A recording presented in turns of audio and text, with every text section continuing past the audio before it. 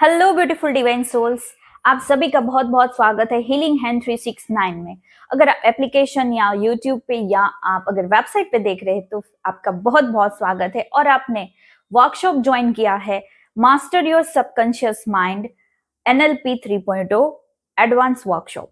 ये वर्कशॉप आपको हेल्प करेगा आपके जो प्री कंसीव बिलीफ सिस्टम है उसको ब्रेक करने में, न्यूरॉन्स जो आपके प्री बिलीव कंसीव सिस्टम से और डेड हो चुके हैं उसको रिवायर करने में मदद करेगा। और ये टोटली साइंटिफिक है और ये प्रैक्टिकली बहुत सारे लोगों के ऊपर अप्लाई करके ये सक्सेसफुली वर्कशॉप एडवांस चीजों के साथ आपके सामने मैं लेके आ रही हूं।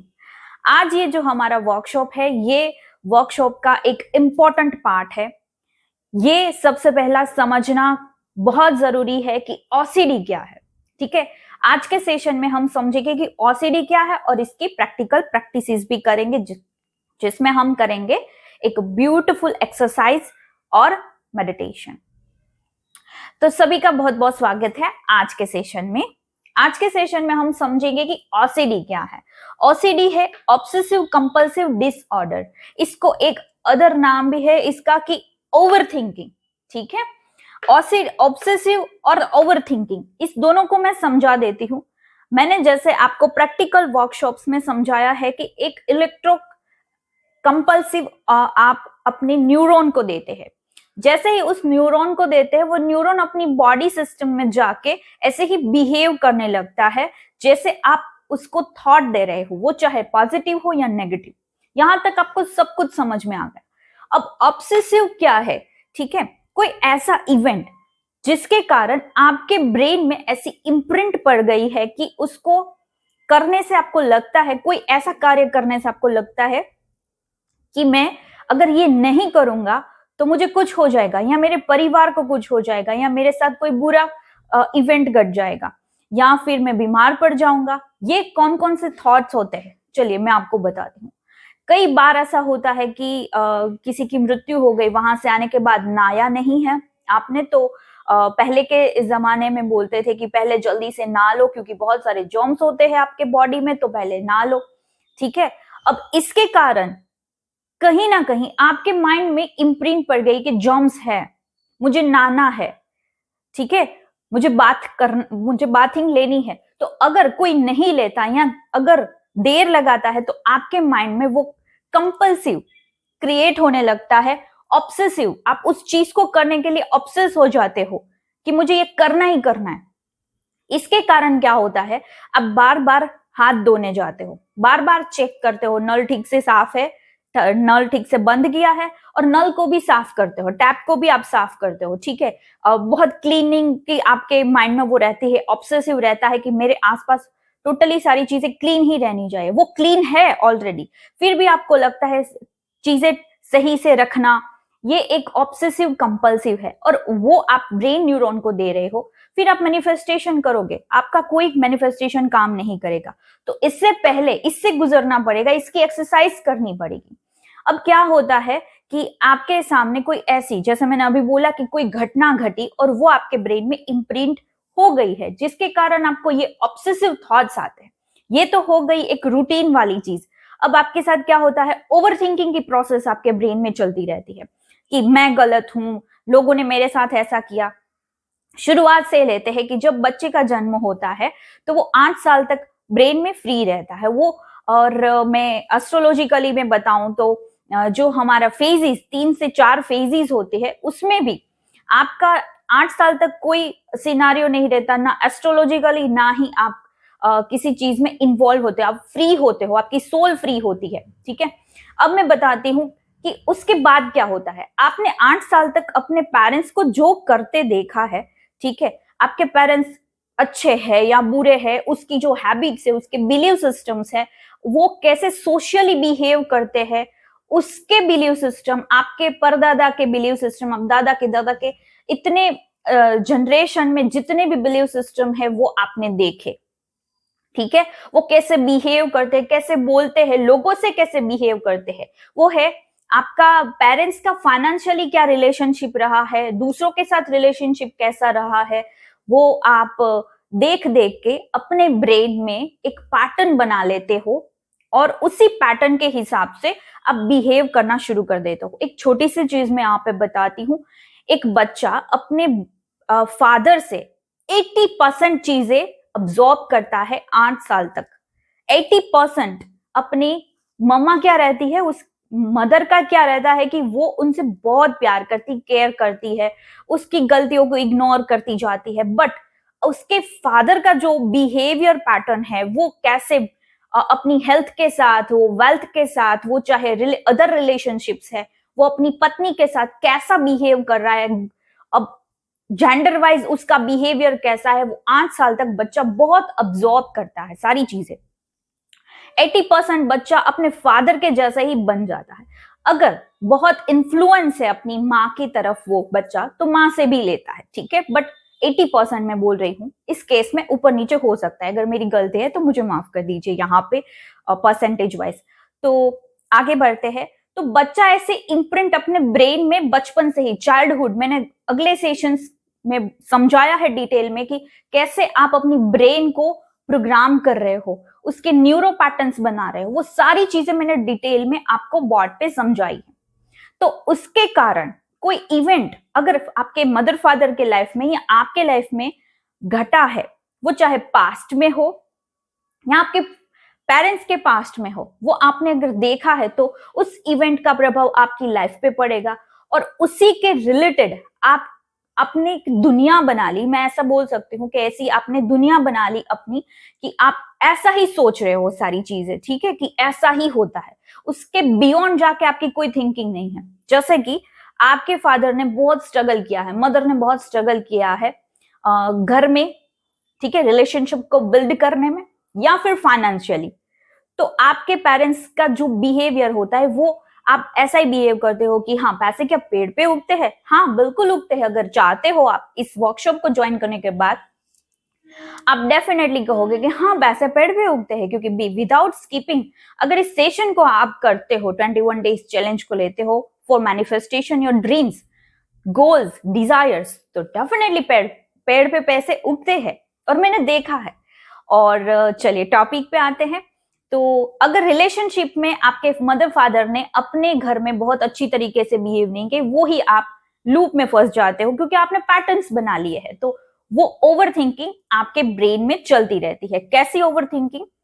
क्या अगर मेरी लाइफ में ऐसी लड़की आएगी तो क्या मैं ऐसा हो जाऊंगा मेरे फादर जैसा, या मेरे दादा जैसा, मेरे चाचू जैसा, मेरे मामा जैसा, ठीक है। अगर गर्ल है, अब लेडी हो, तो आप ऐसा सोचोगे कि क्या मैं मेरी मदर जैसी हो जाऊंगी, चाची जैसी हो जाऊंगी, मामी जैसी हो जाऊंगी, या मेरे साथ भी ऐसा कोई घटना घटेगा। ये ओवर थिंकिंग है। क्यों? क्योंकि आपके ब्रेन में ओवर थिंकिंग, ऑब्सेसिव, अब ये जो कंपल्सिव है, ऑब्सेसिव कंपल्सिव, जैसे मैंने एक्शन के बारे में बोला, ये आप बॉडी से लेते हो। ऑब्सेसिव कंपल्सिव, अगर मैं ऐसा नहीं किया तो मेरे साथ बुरा हो जाएगा, मेरे परिवार के साथ बुरा हो जाएगा। एक्शंस की बातें में जो अभी मैंने समझाई, वो ऑब्सेसिव कंपल्सिव डिसऑर्डर। जो अभी ओवर थिंकिंग के बारे में मैं जैसे पैटर्न वाइज बताया, वो है ओवर थिंकिंग। अगर आप ओवर थिंक करते हो तो आप ये सोचते हो कि मैं अगर ऐसा नहीं सोचूंगा जैसे मेरे मदर फादर ने सोचा या सोसाइटी ने नहीं सोचा, तो सोसाइटी मेरे बारे में क्या सोचेगी, ठीक है। बट एक यही ओवर थिंकिंग आपके लाइफ में आपको ओसीडी का शिकार बना देती है, ठीक है। तो ओसीडी का एक एक्सरसाइज है जिसमें सीबीटी की प्रैक्टिस होती है, वो हम करेंगे, यानी कॉग्निटिव बिहेवियर पैटर्न्स को हम थेरेपी के माध्यम से ओसीडी को रिलीज करते हैं, ठीक है। तो 7 सेशंस हमारे जो वर्कशॉप में है, यानी मास्टर योर सबकॉन्शियस एनएलपी 3.0 में जो जितने 7 वर्कशॉप के अंदर जो 7 सेशन है, इतने इंपॉर्टेंट है, इतनी ब्यूटीफुली डिजाइन किए गए हैं, टोटली साइंटिफिक, जिसके कारण आप उस बिहेवियर पैटर्न से बाहर निकल सकते हैं, ठीक है। एक चीज है कि आप जब तक अपने न्यूरॉन को, जो आपकी ब्रेन, आपकी गट हेल्थ, आपके पूरे सिस्टम को चला रहा है, तब जब तक उसको एक लय में या अलाइनमेंट में नहीं चलाओगे, तो वो कोई भी चीजें अब्सॉर्ब कर लेगा न्यूरॉन, और वो आपकी सिस्टम में चला जाएगा। अगर एक बार वो सिस्टम में चला गया तो वो आपको, आपकी हेल्थ खराब करेगा, आपकी वेल्थ खराब करेगा, आपकी रिलेशनशिप खराब करेगा, आपके बिहेवियर पैटर्न को खराब करेगा। और एक चीज ब्यूटीफुल है जो अगर उसको आपने ध्यान नहीं दिया तो वो भी खराब हो सकती है, वो है आपके आने वाले भविष्य। भविष्य यानी आपके बच्चे। आपके जो डीएनए में एनकोडेड चीजें रहती है वो आप अपने बच्चे को देते हो। जनरेशन बाय जनरेशन आपने तो लिया, अब आप अपनी उस पैटर्न को ब्रेक करो। जो नेगेटिव है, पॉजिटिव है, उसको और एनहांस करो। ठीक है, क्योंकि जब तक आप अपने न्यूरॉन पैटर्न को ठीक नहीं करते, आपकी सिस्टम में नहीं जाएगा, और सिस्टम में जाएगा तो वो आपके लिए ही काम करेगा, वो है आपका सबकॉन्शियस माइंड। तो एक चीज मैं यहाँ पे बता देती हूँ, एक न्यूरॉन अगर उसके पास नेगेटिव सिस्टम है, नेगेटिव बिलीव पैटर्न्स है, अगर वो अपने 80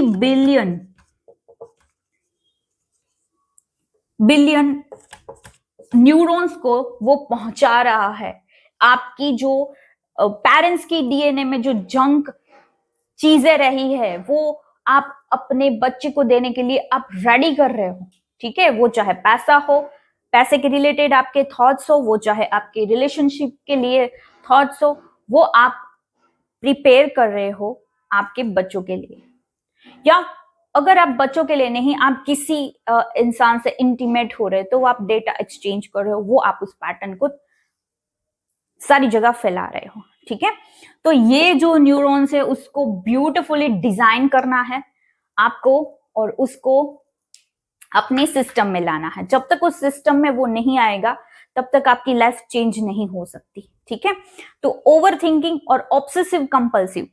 ऑब्सेसिव कंपल्सिव एक प्रैक्टिकली चीजें आप करना शुरू कर दे, तो ऐसा नहीं किया तो ऐसा हो जाएगा, और वो भी ओवर थिंकिंग के कारण। ओवर थिंक कर रहे हो आप, अगर ऐसा नहीं किया, मेरे पेरेंट्स ने भी ऐसा किया था, मुझे करना पड़ेगा, सोसाइटी क्या कहेगी।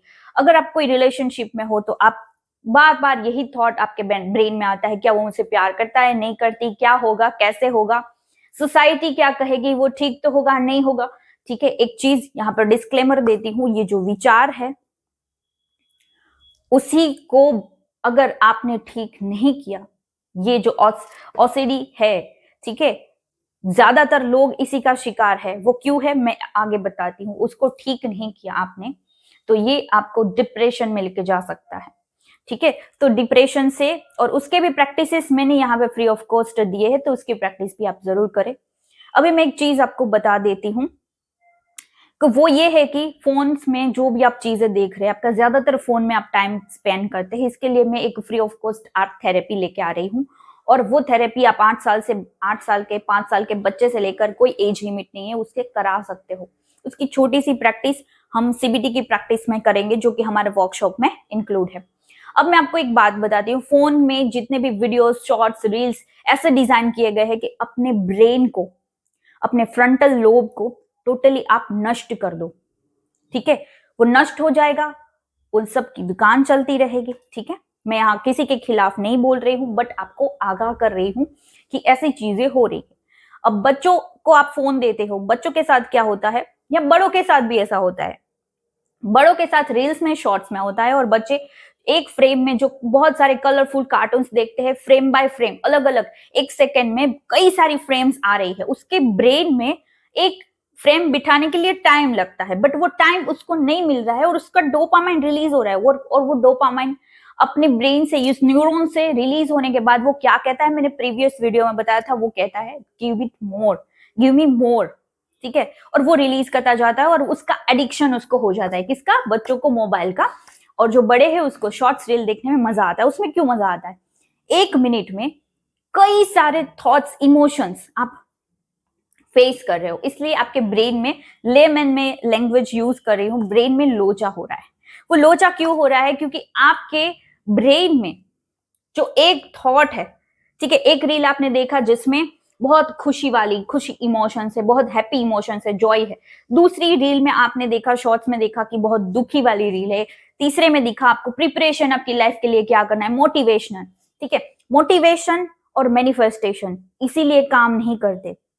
ठीक है, ये पूरा साइंस मैंने एक सेशन में समझाया है, अगर आपने वर्कशॉप लिया है तो उसमें पूरा साइंस मैंने समझाया है कि आपके लिए मैनिफेस्टेशन काम क्यों नहीं कर रहा है। आपके ब्रेन में जो चीजें चल रही है वो एक साथ बहुत सारी चीजें चल रही, इसलिए आपका जो न्यूरो है वो कंफ्यूज हो रहा है, कंफ्यूज स्टेट में जा रहा है और आपके लिए वो काम नहीं कर रहा है। और अगर वो काम नहीं करेगा तो वो अपने आप कोई काम करेगा ही, ठीक है। एक परिवार है, ठीक है, मैं आपको प्रैक्टिकली समझा रही हूँ, एक परिवार है और उसमें सारे लोग को एक काम दिया गया कि आपको ये काम करना है, वो काम करना है। एक इंसान को आप अगर काम नहीं देते हो तो वो शुरुआत में तो कुछ नहीं करेगा, ठीक है मैं आराम करूंगा, वो करूंगा, फिर एंजाइटी होगी कि ये लोग काम कर रहे हैं, मुझे काम क्यों नहीं दे रहे। ऐसे ही एक न्यूरॉन के साथ होता है, हमारे न्यूरॉन के साथ, कि अगर मुझे कोई काम ही नहीं दे रहे तो मैं तो कुछ भी कर लूंगा ना, मैं तो कुछ भी करूंगा। वो कुछ भी कर सकता है, वो पॉजिटिव चीजें भी कर सकता है, वो नेगेटिव चीजें भी कर सकता है। वो एक इंसान जिसको काम नहीं दिया गया था, वो नेगेटिव चीजों में उसको मजा आने लगा। वो चाहे फोन देखना हो, रील देखना हो, पड़े रहना पूरे दिन, प्रोकास्टिनेशन यानी पूरे दिन कुछ नहीं करना, अगले दिन में कुछ कर लूंगा, कुछ कर लूंगा, ऐसे वो न्यूरो आपके लिए पैटर्न बना रहे हैं, ठीक है।